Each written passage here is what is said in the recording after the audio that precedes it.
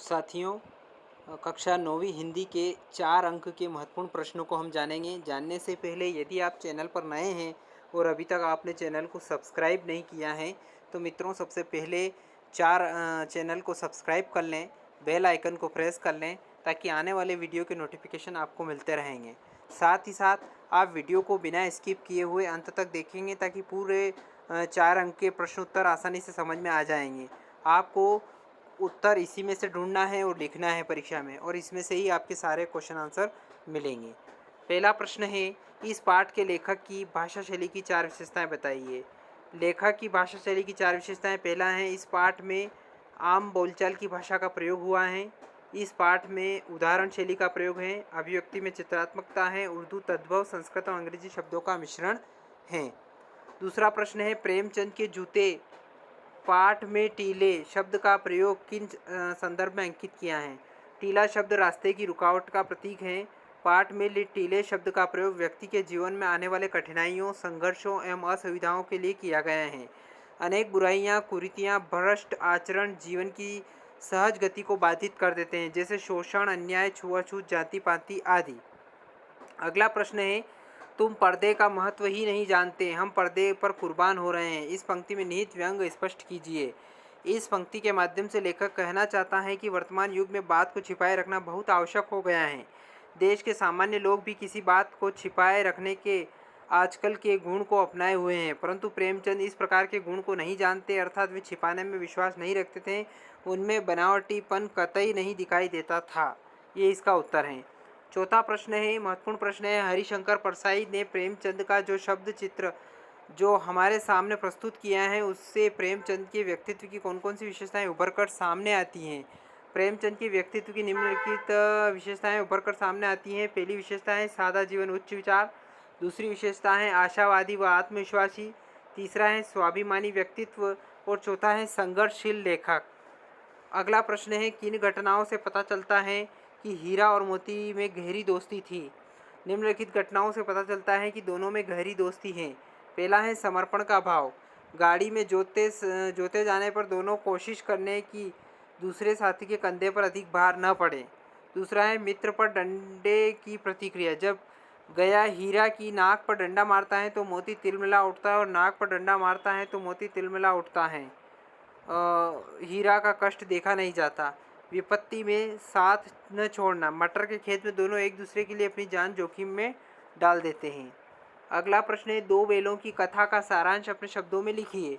दो बैलों की कथा के माध्यम से प्रेमचंद ने कृषक, किसान, समाज और पशुओं के भावात्मक संबंध का वर्णन किया है। इस कहानी में उन्होंने वह बताया कि स्वतंत्रता सहज आसानी से नहीं मिलती, उसके लिए प्रयास और संघर्ष बार बार करना पड़ता है। इस प्रकार ये कहानी आज़ादी के आंदोलन की भावना से जुड़ी हुई है। अगला प्रश्न है, तिब्बत की तत्कालीन कानून व्यवस्था भारत की तुलना में लचर थी, कैसे? वृत्तांत के आधार पर स्पष्ट कीजिए। तिब्बत की सरकार खुफिया विभाग और पुलिस पर अधिक खर्च नहीं करती। हथियार का कानून न रहने के कारण यहाँ लाठी की तरफ पिस्तौल, बंदूक लिए फिरते हैं। डाकू यदि जान से न मारे तो उसे अपने प्राणों का अधिक खतरा है। वहाँ दुर्गम पहाड़ियाँ होने से भी कानून व्यवस्था लचर थी। अगला प्रश्न है, पाठ के आधार पर तिब्बत भिक्षु नमसे का चरित्र चित्रण कीजिए। नमसे एक बौद्ध भिक्षु थे। वे शंकर विहार नामक जागीर के प्रमुख थे, इस कारण उनका मान सम्मान था। वे बड़े भद्र पुरुष थे। वे लेखक से बड़े प्रेम से मिले, जबकि उस समय लेखक की वेशभूषा एक भिखारी जैसी थी।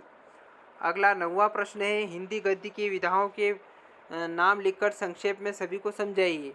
हिंदी गद्य की प्रमुख विधाएं निम्नलिखित हैं। उपन्यास, कहानी, उपन्यास, संस्मरण, नाटक, एकांकी आदि। उपन्यास आधुनिक गद्य साहित्य में उपन्यास एक सशक्त विधा है। उपन्यास में संपूर्ण जीवन का चित्रण रहता है। कहानी की बात करें तो कहानी मानव जीवन की किसी एक पहलू, भावना या घटना पर कथा के माध्यम से प्रकाश डाला जाता है। इसका आकार संक्षिप्त होता है और कहानी रोचक होती है। एकांकी की बात करें तो एकांकी एक अंक का नाटक होता है। इसमें जीवन के किसी एक दृश्य का मार्मिक प्रसंग कोई उजागर किया जाता है। एकांकी में संवाद योजना का विशेष महत्व होता है। 10वां महत्वपूर्ण प्रश्न है, पर्यावरण को बचाने के लिए आप क्या योगदान दे सकते हैं? पर्यावरण को बचाने के लिए मेरे एवं समाज के अन्य सदस्यों द्वारा निम्न योगदान दिया जाना चाहिए। पहला है, पशु पक्षियों के प्रति संवेदनात्मक रवैया अपनाया जाए। कूड़ा कचरा व गंदगी को जगह जगह न फेंका जाए, प्लास्टिक का प्रयोग पूर्णतः बंद किया जाए, अलग बगल आसपास हरियाली के लिए पेड़ पौधों को लगाने का प्रयास किया जाना चाहिए और पर्यावरण को अपने स्तर पर दूषित नहीं किया जाए। अगला प्रश्न है, कोरोना बीमारी से बचने के लिए कौन कौन से उपाय हैं, लिखिए।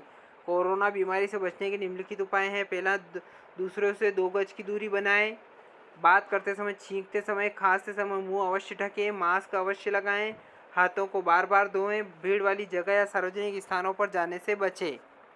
अगला प्रश्न है, निबंध की परिभाषा, प्रकार एवं 2 निबंधकारों के नाम रचना सहित लिखिए। परिभाषा, निबंध वह रचना है जिसमें लेखक किसी भी विषय पर स्वच्छंदता पूर्वक अपने विचारों, भावों, अनुभवों को सजीवता और स्वाभाविकता के साथ व्यक्त करता है। निबंध के प्रकार, निबंध 4 प्रकार के होते हैं, कथात्मक, वर्णनात्मक, विचारात्मक और भावात्मक। 2 निबंधकारों के नाम उनकी रचना सहित। भारतेंदु हरिश्चंद्र, ईश्वर बड़ा विलक्षण है। प्रताप नारायण मिश्र, बुढ़ापा, भोदात, परीक्षा, ये सारे निबंध हैं। अब अगला प्रश्न बहुत ही महत्वपूर्ण प्रश्न है, परीक्षा में पूछा जाता है। कहानी एवं उपन्यास में कोई 4 अंतर। कहानी छोटी होती है, उपन्यास बड़ा होता है। कहानी में एक घटना का वर्णन होता है, उपन्यास में अनेक घटनाओं का वर्णन होता है। कहानी में कम पात्र होते हैं, उपन्यास में अनेक पात्र होते हैं। और परीक्षा प्रेमचंद द्वारा लिखित कहानी है, गोदान प्रेमचंद द्वारा लिखित उपन्यास है। अगला प्रश्न है, नाटक एवं एकांकी में अंतर। एकांकी और नाटक में क्या अंतर है? एकांकी में 1 अंक होता है, नाटक में अनेक अंक होते हैं। एकांकी की कथा वस्तु संक्षिप्त होती है, नाटक की कथा वस्तु विस्तृत होती है। एकांकी में पात्रों की संख्या कम होती है, नाटक में पात्रों की संख्या अधिक होती है। दीपदान राम कुमार वर्मा द्वारा लिखित एकांकी है, चंद्रगुप्त जयशंकर प्रसाद द्वारा लिखित नाटक है। अगला प्रश्न है, जीवनी और आत्मकथा में अंतर। जीवनी किसी महापुरुष के जीवन पर लिखी जाती है, आत्मकथा स्वयं के जीवन पर लिखी जाती है। जीवनी सत्य घटनाओं पर आधारित होती है, आत्मकथा काल्पनिक भी हो सकती है। जीवनी में लेखक तटस्थ होता है, आत्मकथा में लेखक की व्यक्तिगतता झलक जाती है। जीवनी प्रेरणादायक होती है, आत्मकथा से प्रेरणा प्राप्त हो यह आवश्यक नहीं है। अगला प्रश्न है, मुंशी प्रेमचंद और हरिशंकर परसाई का साहित्यिक परिचय दीजिए। अब 2 रचनाएं, भाषा शैली और साहित्य मिश्रण, इन बिंदुओं पर जीवन परिचय अपने को लिखना है। मुंशी प्रेमचंद की बात करें तो 2 रचनाएं उनकी है, रंगभूमि, सेवा सदन, गोदान, गबन, बहुत सारी हैं। भाषा उनकी, मुंशी प्रेमचंद जी की भाषा के 2 रूप प्राप्त होते हैं। प्रथम वह रूप है जिसमें संस्कृत भाषा के तत्सम शब्दों का बाहुल्य है, और दूसरा वह रूप है जिसमें उर्दू, संस्कृत और हिंदी के व्यावहारिक शब्दों का प्रयोग किया गया है। उनकी भाषा सरल, सहज और मुहावरेदार प्रभावशाली भाषा उनकी है। शैली की बात करें तो प्रेमचंद जी की विषय एवं भावों के अनुरूप शैली का प्रयोग करते थे। उनके साहित्य में मुख्य रूप से 5 शैलियों का प्रयोग हुआ है: वर्णनात्मक शैली, विवेचनात्मक शैली, मनोवैज्ञानिक शैली, हास्य व्यंग्य प्रधान शैली और भावात्मक शैली आदि। साहित्य में स्थान, हिंदी साहित्य के उपन्यास सम्राट, युग प्रवर्तक, कहानीकारों में प्रेमचंद जी का विशिष्ट स्थान है। आपने आधुनिक हिंदी साहित्य जगत में कहानी कला को अग्रणी स्थान प्रदान किया है। अब बात करते हैं हरिशंकर परसाई। रानी नागफनी की कहानी, भूत के पांव पीछे, ये 2 रचनाएं हैं। उनकी भाषा की बात करें तो परसाई जी की रचनाओं में व्यंग्य के अनुरूप भाषा का प्रयोग हुआ है। परसाई जी के वाक्य छोटे छोटे व्यंग्य प्रधान है। संस्कृत शब्दों के साथ उर्दू, फारसी शब्दों का प्रयोग उन्होंने अपनी रचनाओं में प्रसंगानुकूल वांछित परिवर्तन भी किया है। भाषा प्रवाह के लिए उन्होंने मुहावरे और कहावतों का प्रयोग भी किया है। शैली की बात करें तो परसाई जी की रचनाओं में शैली की विविधता दिखाई देती है। शैली के जो विविध रूप इनकी व्यंग्य रचनाओं में दिखाई पड़ते हैं उनमें निम्नलिखित हैं: व्यंग्यात्मक शैली, विवेचनात्मक शैली, प्रश्नात्मक शैली, सूत्रात्मक शैली, भावात्मक शैली आदि। साहित्य में स्थान, हरिशंकर परसाई जी ने सामाजिक रूढ़ियों, राजनीतिक विडंबनाओं और सामयिक समस्याओं पर व्यंग्य किया है और कीर्ति पाई है। वे एक सफल व्यंग्यकार के रूप में रमणीय रहेंगे। अब संदर्भ प्रसंग की भी आपको तैयारी करना है। मैं बता देता हूँ, इन गद्यांशों की आप तैयारी कर लें। दोनों दिन भर जाते जाते इनका संदर्भ भी लिखा है, लेखक का नाम, प्रसंग लिख रखा है और स्क्रीनशॉट आप चाहें तो ले सकते हैं। इसी प्रकार वह नेपाल से, इसका भी आप संदर्भ, प्रसंग और व्याख्या लिख रखी, इसका स्क्रीनशॉट ले सकते हैं। इसी प्रकार 3-4 गद्यांश दे रखे हैं। तो ये सारे गद्यांश है। अब इसके बाद कुछ वस्तुनिष्ठ प्रश्न हैं उप विषय कृतिका के। लेखिका ने अपनी नानी को क्यों नहीं देखा? क्योंकि उनकी नानी स्वर्ग चली गई थी। मेरे नाना पक्के माने जाते हैं साहब। रेणु पैदल आने पर पिता कुड़ते भुनते थे। ये तीनों। रिक्त स्थान जान लेते हैं। मेरे नाना पक्के साहब थे। वे रिक्त स्थान परिजात। नानी शादी के तुरंत बाद उन्हें छोड़कर पढ़ने विलायत चले गए थे, तो बैरिस्टरी। और नानी के मन में रिक्तिस्तान की आज़ादी के प्रति जुनून था, देश की आज़ादी। और तीसरे नंबर पर चित्रा हैं। उर्दू शब्द तालीम का अर्थ है शिक्षा। रीढ़ की हड्डी नामक एकांकी में कुल पात्र हैं, 6 पात्र हैं। माटी वाली पाठ के लेखक विद्यासागर नोटियाल हैं। जटिल शब्द भांडे का अर्थ है बर्तन। माटी वाली नामक कहानी का प्रारंभिक शब्द है शहर। और नानी के मन में देश की आज़ादी के प्रति जुनून था। और लेखिका की नानी ममतामयी थी। सत्य असत्य देख लेते हैं। लेखिका ने अपनी नानी से अनेक कहानियां सुनी थी। सत्य असत्य। लेखिका की नानी झगड़ालू औरत थी, असत्य। नानी के मन में देश की आज़ादी के प्रति जुनून था, सत्य। रामस्वरूप दकियान उसी ख्यालातों के थे, असत्य। माटी वाली बुढ़िया नादेकट की थी, सत्य। अब इसके सत्य एक सही जोड़ी जान लेते हैं।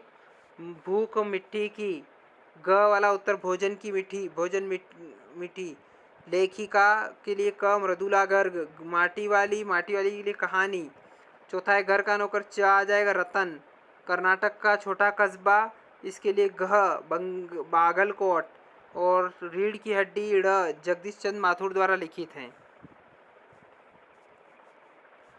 अब ये थे कृतिका के सत्य असत्य तक और एक शब्द। और अब हम एक शब्द में उत्तर वाले भी जानेंगे।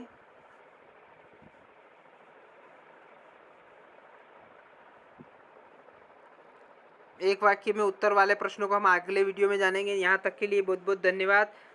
एक बार और निवेदन है, यदि आपने चैनल को सब्सक्राइब नहीं किया है तो प्लीज़ आप चैनल को सब्सक्राइब कर लें, बेल आइकन को प्रेस कर लें, ताकि आने वाले वीडियो के नोटिफिकेशन आपको मिलते रहेंगे। धन्यवाद।